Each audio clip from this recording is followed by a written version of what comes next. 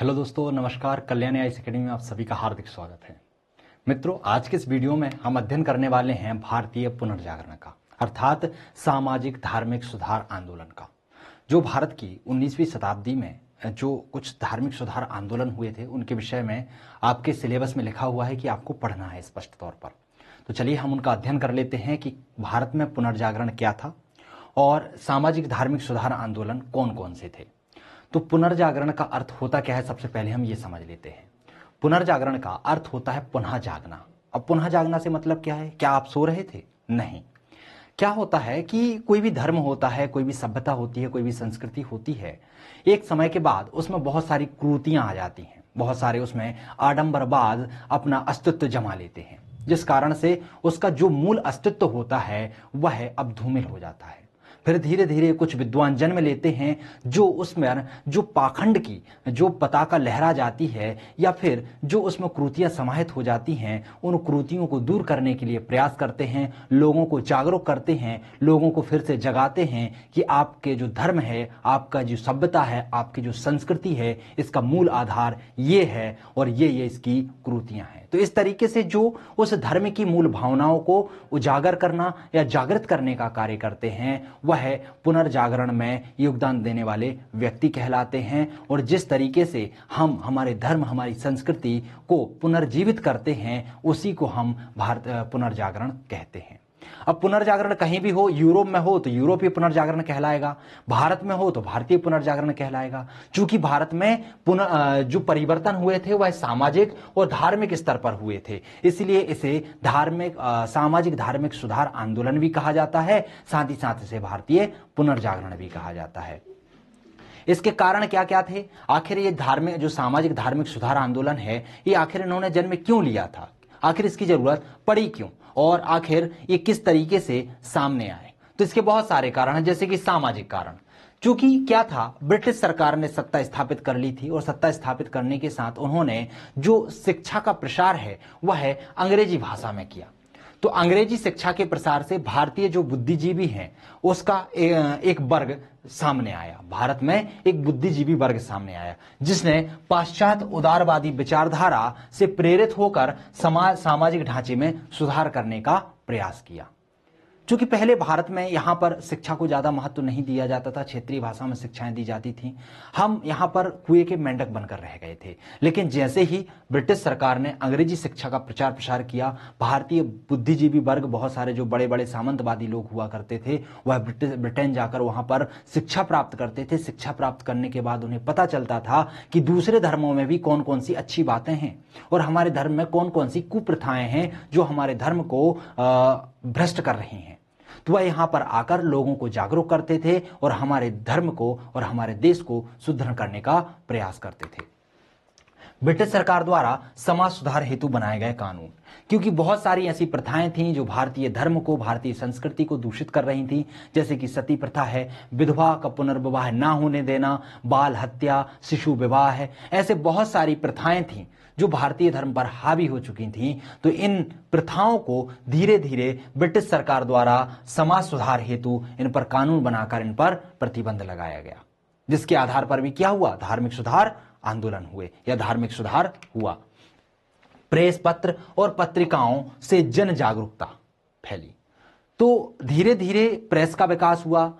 Press के विकास से लोगों को दैनिक जीवन की जिंदगी में क्या चल रहा है, समाज में क्या हो रहा है, भारत की क्या स्थिति है, धर्म की क्या स्थिति है, उस समय की जानकारियां प्राप्त होने लगी और इन जानकारियों से लोगों में जागरूकता का विकास हुआ और जागरूकता के विकास से उन्हें पता चलने लगा कि क्या सही है और क्या गलत है। इस आधार पर भी उन्होंने अपने समाज में समाज और धार्मिक आधार पर सुधार करने का प्रयास किया। सांस्कृतिक कारण की बात करें तो प्राच्यवादियों ने भारतीय अतीत की गरिमा का गुणगान किया और इस गुणगान के द्वारा भारतीयों में एक अलग जगी कि हमारा धर्म कितना श्रेष्ठ है, और उन्होंने अपने धर्म में जो भी कुरीतियां थी उनको अलग करने का प्रयास करने का कार्य सौंपा या कार्य संभाला। आर्थिक कारण की बात करें तो 1813 ईस्वी के एक्ट, इसके द्वारा मुक्त व्यापार की नीति तथा भारतीय समाज एवं धर्म में हस्तक्षेप के आधार पर ब्रिटिश सरकार ने नई नीतियों को अपनाया था। 1813 एक्ट के द्वारा क्या हुआ था कि भारतीय बाजार को यूरोपीय बाजार से पूर्णतः खोल दिया गया था। यूरोपीय कंपनियां अब स्वतंत्र रूप से भारत में आकर व्यापार कर सकती थी। साथ ही साथ यूरोपीय कंपनियों के साथ ही ईसाई मिशनरी भी भारत में आने लगे। ईसाई मिशनरी जैसे भारत में आने लगे तो वह अपने धर्म को प्रचार करने लगे, ईसाई धर्म का प्रचार प्रसार करने लगे, जिस कारण से बहुत सारे लोगों का धर्मांतरण भी कराया गया। और जब व्यापारी कंपनियां भारत में आ गईं तो इससे बहुत सारी चीजें भी यहां पर सामने आई, बहुत सारी धन संपदा भी यहां पर सामने आई, जिस कारण से भी लोगों में जागरूकता का विकास हुआ। राजनीतिक कारण की बात करें तो 19वीं सदी में जाति प्रथा के बंधन में शिथिलता पड़ना, क्योंकि जैसे ही रेलवे का विकास हुआ तो रेलवे में बहुत सारे लोग साथ में बैठकर यात्राएं किया करते थे, जिससे छुआछूत की भावना, जाति प्रथा की भावना कम होने लगी। और इस भावना जैसे ही कम हुई तो लोगों को लगा कि हमें एक साथ विकास करना होगा, तभी हम समाज के आगे के हिस्से में बढ़ पाएंगे या समाज के पथ पर आगे बढ़ पाएंगे। लोगों में राजनीतिक जागरूकता का बढ़ना, ब्रिटिश सत्ता के द्वारा जिस तरीके की नीतियां अपनाई जा रही थीं, उन नीतियों को उजागर करने का काम बहुत सारे बुद्धिजीवियों ने किया और उस बुद्धिजीवियों के काम से ही लोगों में राजनीतिक जागरूकता बढ़ी और इस राजनीतिक जागरूकता ने ही भारत में सामाजिक आर्थिक सुधार करने के लिए प्रेरित किया। लोकतंत्र एवं राष्ट्रवाद की भावना का विकास, 1857 की क्रांति के बाद लोगों में राष्ट्रवाद की भावना का जन्म हुआ। लोगों को लगने लगा कि अब हमें अपने देश में एक होकर ही रहना होगा, तभी हम स्वतंत्रता को प्राप्त कर सकते हैं। तो ये क्या हुए थे, इन जो भारत में पुनर्जागरण है, पुनर्जागरण को जन्म देने के कारण थे। इन कारणों से ही भारत में सामाजिक और धार्मिक सुधार आंदोलन चलाए गए और भारत में सामाजिक सुधार हुआ। हम विचारधारा को समझ लेते हैं कि जो पुनर्जागरण में जो समाज सुधार हो रहा था, जो आर्थिक सुधार हो रहा था, जो धार्मिक सुधार हो रहा था, उसके पीछे दो विचारधाराएं चल रही थी। एक थी प्रगतिशील विचारधारा और एक थी पुनर्स्थापनावादी विचारधारा। प्रगतिशील विचारधारा क्या कहलाती है? जो चल रही व्यवस्था में नवीन चीजों को जोड़ दे, अर्थात विदेश से कुछ सीखकर हमारी व्यवस्था को और सुदृढ़ करने का प्रयास करे। तो ऐसे जो कार्य किए जाते थे वो प्रगतिशील विचारधारा के अंतर्गत किए जाते थे। और पुनर्स्थापनावादी विचारधारा क्या होती थी? अपने प्राचीन धर्म को ही फिर से सुदृढ़ करना, फिर से स्थापित करना, उसमें जो कुरीतियां आ चुकी हैं उनको हटाकर उसका जो मूल स्वरूप है उसे फिर से लाना। तो दो विचारधाराएं चल रही थी, एक प्रगतिशील विचारधारा चल रही थी और एक पुनर्स्थापनवादी विचारधारा चल रही थी। प्रगतिशील विचारधारा में इसमें बाह्य मूल्यों से प्रेरित थी और इसके जो सपोर्ट करता थे या इसमें प्रमुख जो थे वह थे राजा राम मोहन राय और सर सैयद अहमद खां। यह पाश्चात्य शिक्षा से ज्यादा प्रभावित थे।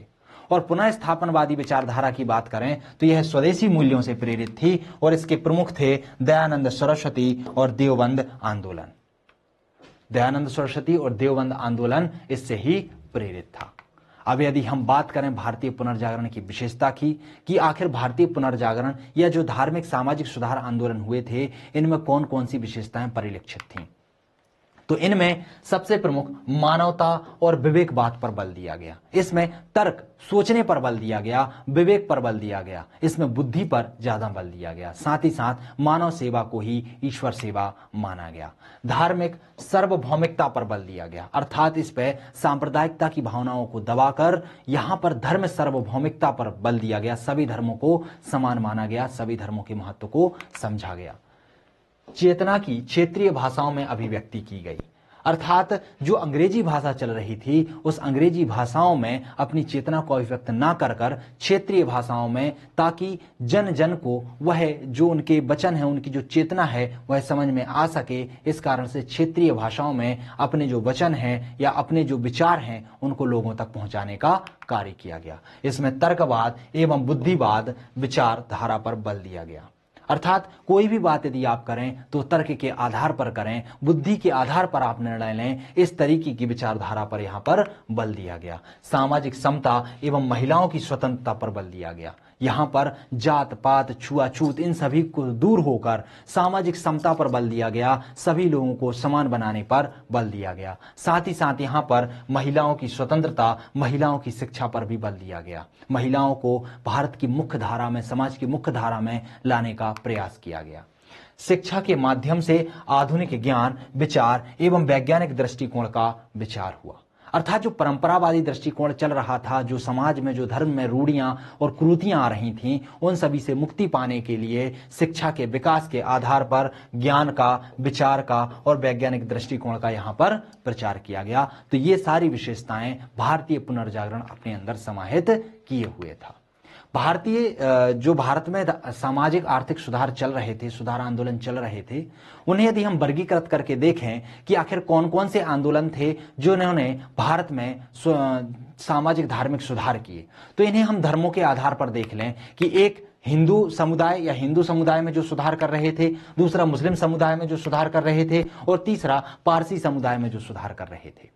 तो हिंदू समुदाय में सुधार करने के लिए विभिन्न आंदोलन चलाए जा रहे थे, जैसे कि ब्रह्म समाज के द्वारा आंदोलन चलाया जा रहा था, यंग बंगाल आंदोलन चलाया जा रहा था, आर्य समाज द्वारा आंदोलन चलाया जा रहा था, थियोसॉफिकल सोसाइटी के द्वारा आंदोलन चलाया जा रहा था, रामकृष्ण मिशन के द्वारा आंदोलन चलाया जा रहा था और प्रार्थना समाज के द्वारा आंदोलन चलाया जा रहा था।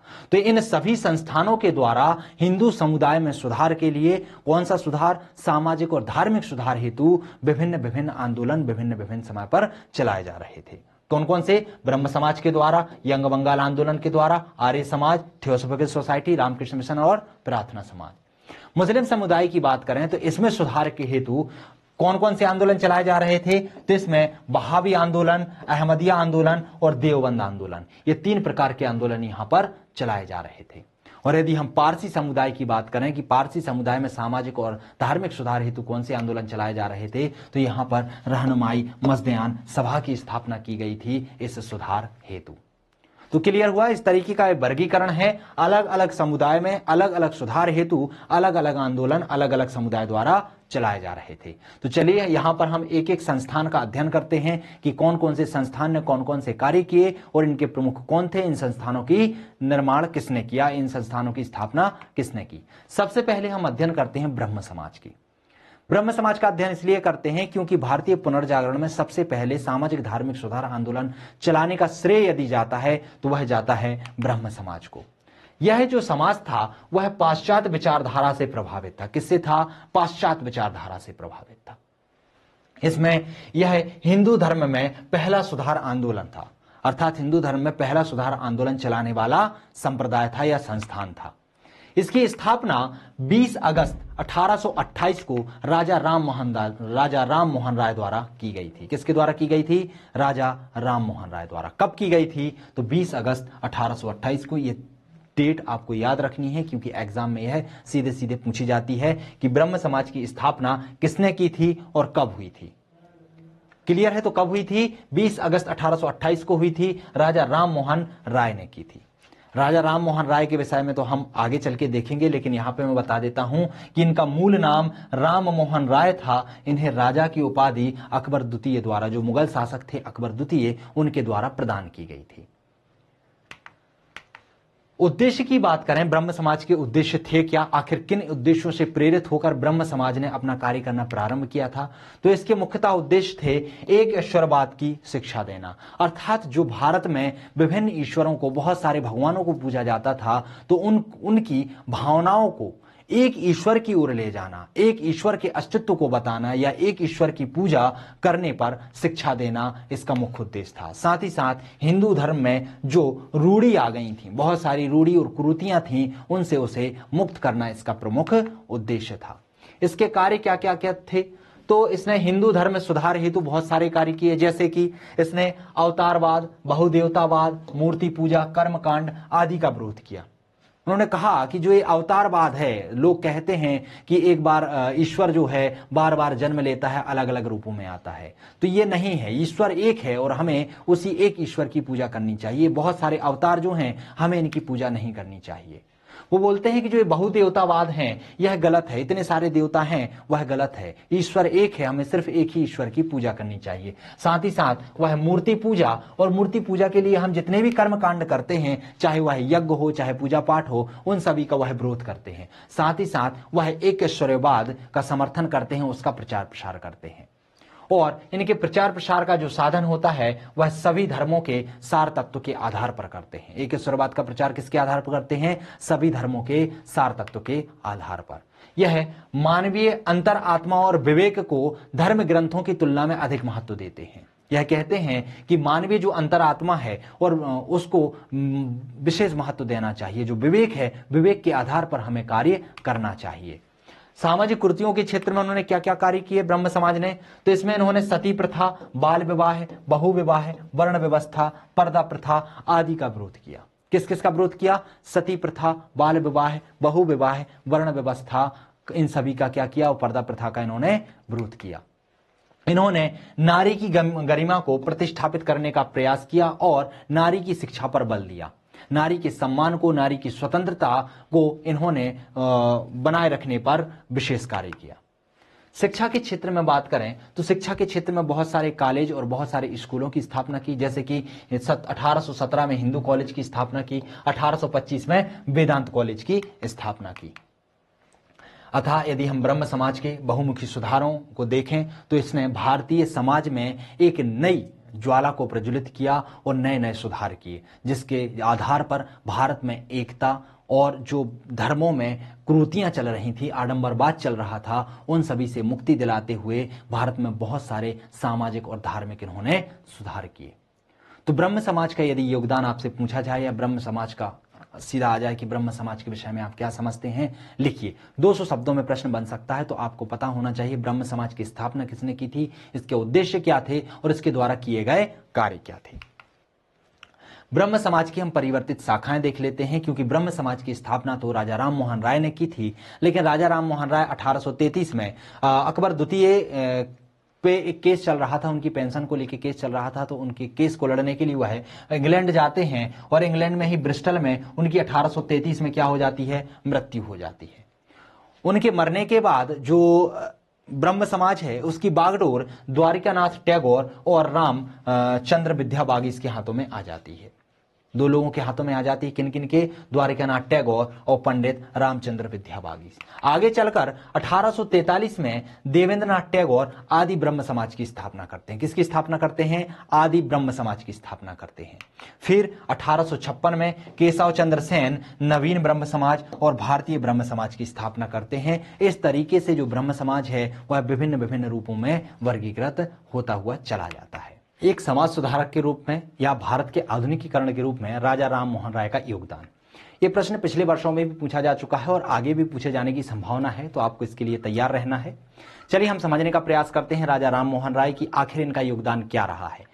तो दोस्तों सबसे बड़ा योगदान तो ब्रह्म समाज की स्थापना थी। ब्रह्म समाज में जो भी कार्य किए गए वो राजा राम मोहन राय के उद्देश्यों से प्रेरित होकर ही किए गए थे। तो उसके जो कार्य थे उसमें बहुत सारे कार्य तो राजा राम मोहन राय द्वारा ही किए गए हैं, फिर भी हम पर्टिकुलर राजा राम मोहन राय को अलग से समझने का प्रयास करते हैं। तो राजा राम मोहन राय को बंगाल में प्रारंभ हुए धार्मिक सुधार आंदोलन का नेतृत्वकर्ता के रूप में देखा जाता है, क्योंकि जो बंगाल में सबसे पहले सामाजिक धार्मिक सुधार आंदोलन चलाए जा रहे थे, तो उन सामाजिक सुधार आंदोलन में सबसे पहले जो सामाजिक सुधार आंदोलन चलाया गया था वह ब्रह्म समाज के द्वारा चलाया गया था। और ब्रह्म समाज की स्थापना किन्होंने की थी? राजा राम मोहन राय ने की थी। तो इसीलिए राजा राम मोहन राय को कुछ उपमाओं के आधार पर नवाजा जाता है, जैसे इन्हें नव जागरण का अग्रदूत, आधुनिक भारत का पिता और सुधार आंदोलन का प्रवर्तक जैसी उपाधियों से नवाजा जाता है या इन उपाधियों से नवाजा जाता है।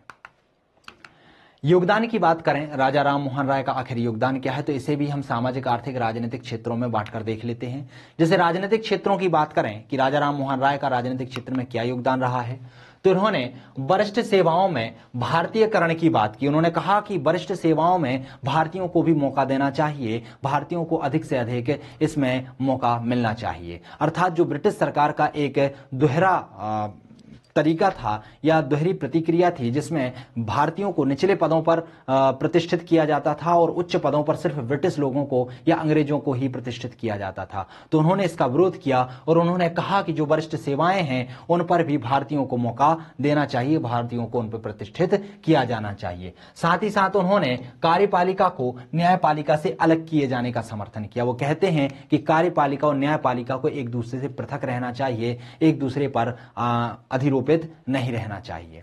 उन्होंने व्यक्तियों की स्वतंत्रता, समानता और न्याय पाने का जन्मसिद्ध अधिकार है। उन्होंने कहा कि जो व्यक्ति है उनका जन्म से ही अधिकार है कि उन्हें स्वतंत्रता प्राप्त हो, उन्हें न्याय प्राप्त हो और उन्हें समानता प्राप्त हो। अर्थात वह इसके समर्थक थे और कहते हैं कि पूरे भारत में सभी लोग समान हैं, सभी लोगों को स्वतंत्रता का अधिकार है और यह अधिकार उन्हें जन्म से ही प्राप्त है। सामाजिक क्षेत्रों में उन्होंने मूर्ति पूजा का विरोध किया, वेदों एवं उपनिषदों के संदर्भ में। वो मूर्ति पूजा का विरोध किसके संदर्भ में करते हैं? वेदों और उपनिषद। वेद और उपनिषद का सहारा लेकर कहते हैं कि जो मूर्ति पूजा है ये क्या है? पाखंड है, इसे नहीं करना चाहिए। हमें सिर्फ एक ईश्वर को ही पूजना चाहिए और एक ईश्वरवाद में विश्वास रखना चाहिए। वह जातिगत संकीर्णता का विरोध करते हैं। जो जातिकरण की भावना बढ़ रही होती है तो वह इसका विरोध करते हैं। वह कहते हैं कि सभी लोग समान हैं, सभी मानव उसी एक ईश्वर का अंश है, सभी मानव उसी के पुत्र हैं, तो सभी को इस संकीर्णता से मुक्त होकर सर्वस्व की भावनाओं को समाहित करना चाहिए। उन्होंने अतीत की भक्ति को त्याग कर उन्नति के मार्ग का समर्थन किया। वो कहते हैं कि जो अतीत है उसकी भक्ति को त्यागो और अपने आप को उन्नत करो, अपने अंदर नवीन विचारों को समाहित करो। उन्होंने नारी उत्थान हेतु सती प्रथा को अवैध घोषित करवाया। 1829 में एक अधिनियम बनवाया था और वह अधिनियम राजा राम मोहन राय के सहयोग से ही बना था और इससे सती प्रथा पर प्रतिबंध लगा दिया गया था। साथ ही साथ उन्होंने पर्दा प्रथा, बाल विवाह का भी विरोध किया था। तो राजनीतिक क्षेत्र में योगदान देखे हमने और सामाजिक क्षेत्र में। अब हम देख लेते हैं धार्मिक क्षेत्र में। धार्मिक क्षेत्र में इन्होंने क्या क्या कार्य किए? तो इन्होंने सबसे पहले एक ईश्वरवाद का समर्थन किया। उन्होंने कहा ईश्वर एक है और हमें उसी की पूजा करनी चाहिए। जो बहुदेवतावाद है, जो अवतारवाद है और जो मूर्ति पूजा है, इनका हमें विरोध करना चाहिए। यह मानवीय अंतरात्मा एवं विवेक को धर्म ग्रंथों की तुलना में अधिक महत्व देते हैं। वो कहते हैं कि जो मानवीय अंतरात्मा है और जो विवेक के आधार पर कार्य करना है वही प्रमुख है और व्यक्ति को उसी के आधार पर कार्य करना चाहिए। मानवतावाद को बढ़ावा देने हेतु बलि प्रथा, शिशु हत्या, मूर्ति पूजा आदि का वो क्या करते हैं? विरोध करते हैं।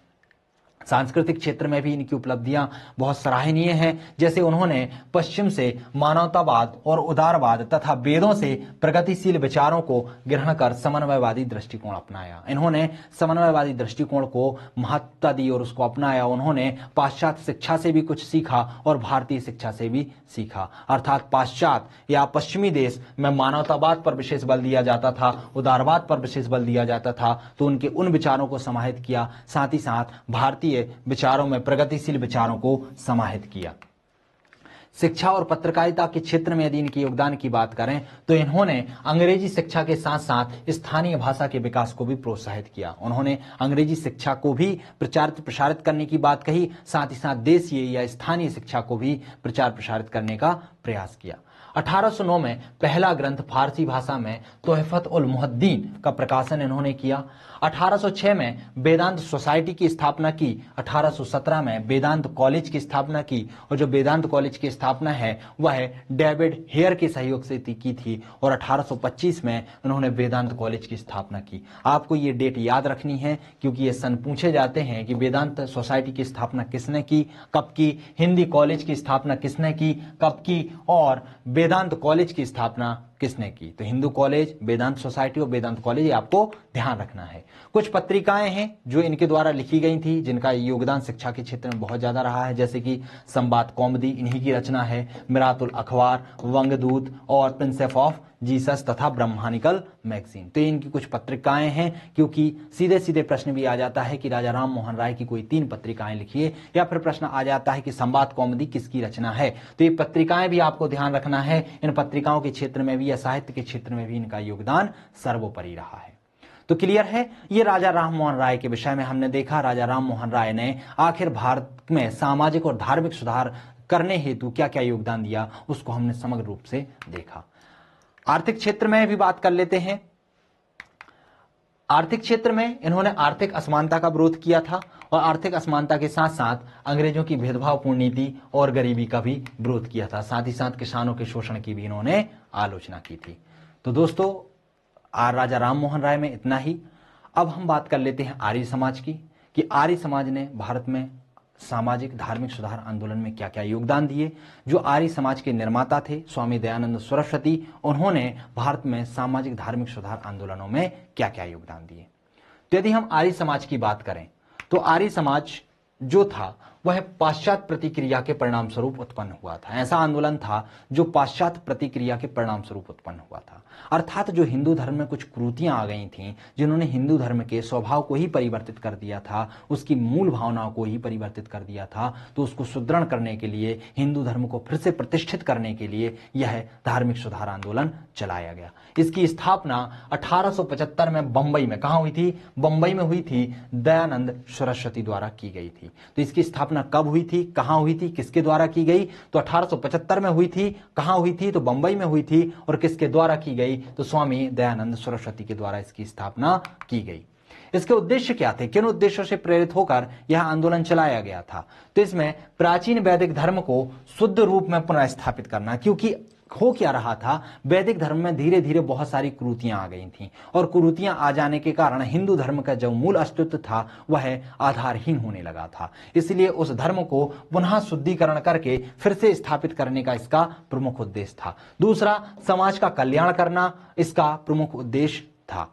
अब इसके सिद्धांतों की बात कर लेते हैं कि आर्य समाज में आखिर सिद्धांत कौन कौन से समाहित थे। तो इसमें वह ईश्वर को निराकार, सर्वशक्तिमान और निर्विकार तथा अजन्मा मानते हैं। वह कहते हैं कि ईश्वर निराकार है, ईश्वर का कोई आकार नहीं है, तो जो ये मूर्ति पूजा है उसका हमें विरोध करना चाहिए। ईश्वर है वह सर्वशक्तिमान है, उससे बड़ी शक्ति और कोई नहीं है, उसमें कोई भी विकार नहीं है, और उसमें जन्म लेने जैसी कोई बात नहीं है, वह जन्म नहीं लेती, वह अजन्मा है, एक बार बना है तो इसका अस्तित्व कभी मिटता नहीं है। वह वेदों को ही सर्वोपरि मानते हैं तथा उनको पढ़ना और पढ़ाना सभी आर्यों का धर्म मानते हैं। वो कहते हैं कि सभी आर्यों का धर्म है कि वह वेदों को सर्वोपरि माने और वेदों को ही पढ़ें और वेदों को ही पढ़ाएं। वह सत्य को अपनाना चाहिए। वो कहते हैं कि आर्यों को सत्य को अपनाना चाहिए। जो भी आर्य समाज में समाहित होते हैं, जो भी आर्य हैं, उन्हें सत्य के आधार पर ही चलना चाहिए। स्त्रियों की शिक्षा को प्रोत्साहित करना चाहिए, स्त्रियों को साथ में लेकर चलना चाहिए। तीर्थ यात्रा एवं अवतारवाद का खंडन करना चाहिए। वो कहते हैं कि ईश्वर तो इंसान के अंदर है, ईश्वर एक है, सर्वशक्तिमान है, तो उसे हम अलग अलग जगह पर जाकर क्यों ढूंढें। इसलिए जो तीर्थ यात्रा है उनका हमें विरोध करना चाहिए, और जो हम बहुत सारे देवताओं को पूजते हैं, बहुत सारे अवतारों को पूजते हैं, उनका भी हमें विरोध करना चाहिए। कर्म, पुनर्जन्म, आत्मा की बारंबारता, जन्म लेने पर विश्वास करना चाहिए। वो बोलते हैं कर्मों की प्रधानता है, आप जिस तरीके के कर्म करेंगे आपको उसके आधार पर परिणाम या फल भोगना पड़ेगा। जो पुनर्जन्म है, यदि आप कोई कर्म करते हैं और उसका परिणाम अभी नहीं भोग पाते हैं तो आपका अगला जन्म होगा, उसमें आपको उसका परिणाम भोगना ही पड़ेगा, चाहे आप अच्छा कर्म करें और चाहे आप बुरा कर्म करें। आत्मा की बारंबारता होती रहती है, बार बार ये जन्म लेती रहती है, बार बार यह मरती रहती है, और यह जन्म लेना और मरना कर्मों के आधार पर चलता रहता है। आर्य समाज के हम कार्य देख लेते हैं कि आर्य समाज ने भारत में सामाजिक धार्मिक सुधार हेतु क्या क्या कार्य किए।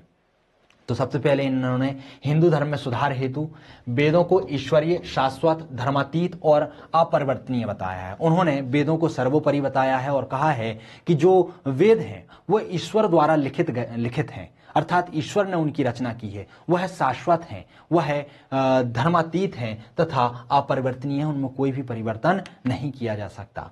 पुराण एवं समस्त ऐसे वैदिक उत्तर साहित्य को अविश्वसनीय बताया जो कर्मकांड, रूढ़ियां और अंधविश्वासों से जकड़े हुए। उन्होंने कहा कि वेद ही सर्वोपरि हैं, उसके बाद जो पुराण हैं और जो वैदिक उत्तर काल में बहुत सारे साहित्य लिखे गए हैं वह सभी क्या हैं? मिथक हैं। क्यों? क्योंकि उनमें कर्मकांड और रूढ़ियों को और अंधविश्वासों को समाहित किया गया है। राष्ट्रवाद के विकास में उन्होंने शुद्धि आंदोलन चलाया। जो बहुत सारे हिंदू ने इस्लाम धर्म स्वीकार कर लिया था, ईसाई धर्म स्वीकार कर लिया था, उन्हें पुनः हिंदू बनाने के लिए वह शुद्धि आंदोलन चलाते हैं। एक प्रक्रिया के द्वारा उन्हें पुनः हिंदू धर्म प्रदान कराते हैं। सामाजिक समानता एवं एकता के संदर्भ में भी उन्होंने प्रयास किया। जाति पाति छुआछूत का उन्होंने विरोध किया। धार्मिक क्षेत्र में मूर्ति पूजा, बहुदेवतावाद, अवतारवाद, पशु बलि, तंत्र मंत्र, जादू टोना, झूठे कर्मकांड, इन सभी का वो क्या करते हैं? विरोध करते हैं। वो कहते हैं कि मूर्ति पूजा, बहुदेवतावाद, अवतारवाद, पशु बलि, तंत्र मंत्र, जादू टोना, कर्मकांड, ये सभी क्या हैं? मिथक हैं। आखिर हमें इनको त्याग देना चाहिए। सामाजिक क्षेत्र में सामाजिक क्षेत्र की बात करें तो उन्होंने जाति प्रथा, छुआछूत, बहु विवाह, बाल विवाह, दहेज प्रथा आदि जो सामाजिक बुराइयां हैं, जो कुरीतियां हैं, जो समाज को जकड़े हुए थी, भारतीय समाज को अवनति की ओर ले जा रही थी, उनको त्यागने पर बल दिया। वो कहते हैं कि जो जाति प्रथा है उसे हमें त्याग देना चाहिए, क्योंकि सभी मानव ईश्वर के ही पुत्र हैं और सभी मानव समान हैं। जो छुआछूत की भावना है वो हमें त्याग देना चाहिए, क्योंकि जब तक छुआछूत की भावना रहेगी ये अंग्रेज हमें तोड़ते रहेंगे और हम एक नहीं हो पाएंगे। उन्होंने बहुविवाह की प्रथा को भी गलत ठहराया। उन्होंने महिला शिक्षा और महिला को बराबरी दिलाने की बात कही। उन्होंने बाल विवाह का विरोध किया। उन्होंने कहा कि जो मानव है, जो बच्चा है, उसका विकास बचपन में नहीं हो पाता है, इसलिए बाल विवाह नहीं होना चाहिए। दहेज प्रथा का भी वो क्या करते हैं, विरोध करते हैं। अब ये तो हुआ आर्य समाज का योगदान। अब हम बात कर लेते हैं स्वामी दयानंद का योगदान। जिस तरीके से राजा राम मोहन राय का योगदान पूछा जाता है, उसी तरीके से स्वामी दयानंद का भी सामाजिक धार्मिक सुधार आंदोलन में योगदान पूछा जाता है। तो ध्यान रखिएगा, जो कार्य जैसे हमने देखा था कि ब्रह्म समाज में राजा राम मोहन राय ने किए थे, उसी तरीके से स्वामी दयानंद सरस्वती भी कार्य करते हैं। जो आर्य समाज ने कार्य किए हैं वह कार्य ही दयानंद सरस्वती द्वारा किए गए थे। चलिए हम इनको अलग एक पर्टिकुलर तरीके से देख लेते हैं। तो दयानंद सरस्वती को भारत का मार्टिन लूथर किंग कहा जाता है। इनकी उपमा है, आपको ध्यान रखना है।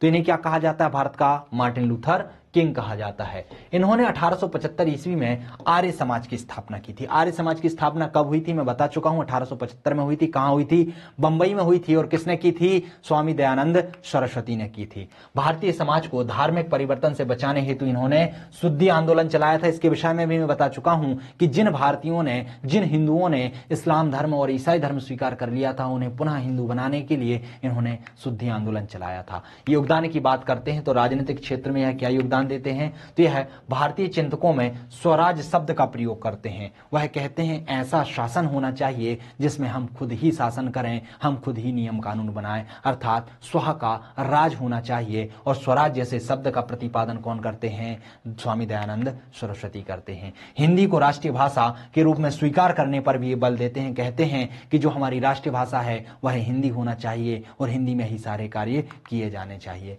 सामाजिक क्षेत्र की बात करें तो वह बहुत सारी जो कुरीतियां भारतीय समाज में विद्यमान थी, जैसे कि बाल विवाह, जाति प्रथा, बहु विवाह, इन सभी का वो क्या करते हैं, विरोध करते हैं। स्त्रियों को वेद पढ़ने एवं उच्च शिक्षा प्रदान करने का समर्थन करते हैं। स्त्रियों को पुरुषों के बराबर सम्मान दिलाने और स्थिति दिलाने की बात करते हैं। अस्पृश्यता, जाति व्यवस्था का खंडन करते हैं और इन्हें समाप्त करने की बात करते हैं। धार्मिक क्षेत्र की बात करें तो वैदिक धर्म को के पुनर्स्थापन की बात करते हैं। वह कहते हैं कि वैदिक धर्म को हमें फिर से स्थापित करना होगा। उसमें जो कुरीतियां आ चुकी हैं, उसमें जो रूढ़ियां आ चुकी हैं, उसमें जो पाखंड आ चुके हैं, उन्हें हमें अलग करना होगा और हमें हमारे धर्म को फिर से स्थापित करना होगा। वह मूर्ति पूजा, अवतारवाद, बहुदेवतावाद, पशु बलि आदि का विरोध करते हैं। वह पाखंड खंडनी पताका फहराते हैं और झूठे धर्मों का खंडन करते हैं।